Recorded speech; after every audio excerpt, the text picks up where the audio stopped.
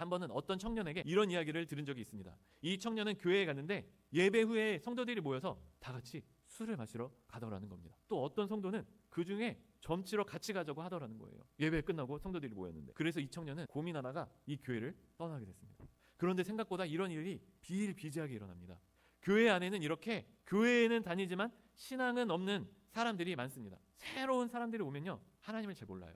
그래서 보통은 두 가지 세계관을 가지게 됩니다. 처음 교회로 오면 바로 기독교 세계관과 세상의 세계관입니다. 또 여자나 남자를 만나기 위해 교회에 오는 사람, 인맥을 위해서 교회에 오는 사람, 정치가들처럼 뭔가 얻을 게 있어서 교회에 오는 사람이 있습니다. 특히 이민교회를 보면 한국 사람과 한국말, 한국 음식이 그리워서 교회에 오는 사람도 있습니다. 그런데 이게 꼭 나쁜 게 아닙니다. 이런 사람들이 교회에 있다 보면 예수를 만날 수 있기 때문입니다. 우리는요, 하나님의 은혜로 여자 만나러 교회 왔다가 예수를 만나는 바람에 목사가 된 사람에 대해 종종 듣습니다.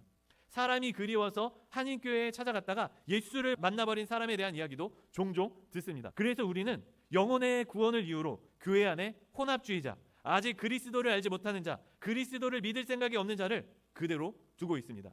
이게 잘못된 게 아니라는 거예요. 우리는 이 사람들을 전도해야 한다는 거예요. 근데 전도가 우상이 될 수 있다는 거예요. 한국 교회는요, 그동안 전도를 최우선 순위로 삼았습니다. 전도를 위해서라면 아무리 비합리적이고 비인격적인 것도 이해하고 넘어갔던 시대가 있었습니다.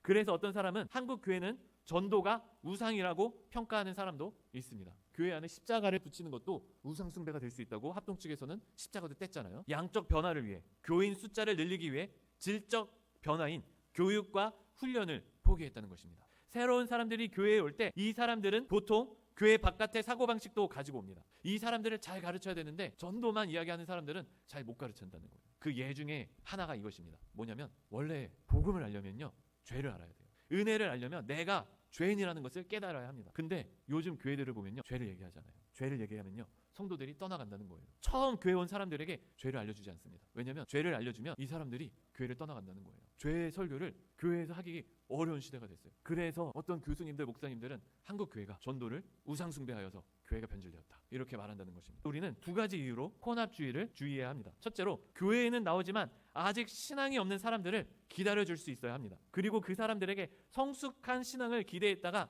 기대에 미치지 못한다는 이유로 상처받고 넘어져서는 안 됩니다. 요즘 전도하기가 얼마나 힘든 세상입니까? 그런데 이 신앙이 없는 사람들이 교회까지 나와준 거예요. 그렇게 우리는 이 사람들을 위해 감사하고 기도해 주어야 합니다. 둘째로, 이 사람들을 신앙으로, 말씀으로 가르쳐야 합니다. 문제는 한국 교회가 성경과 교리를 가르치는데 게을렀다는 것입니다. 그래서 세례교인이라고 하는데 대화를 나눠보면 신앙이 없거나 복음을 제대로 모르는 거예요. 집사라고 하는데 신앙이 없는 거예요.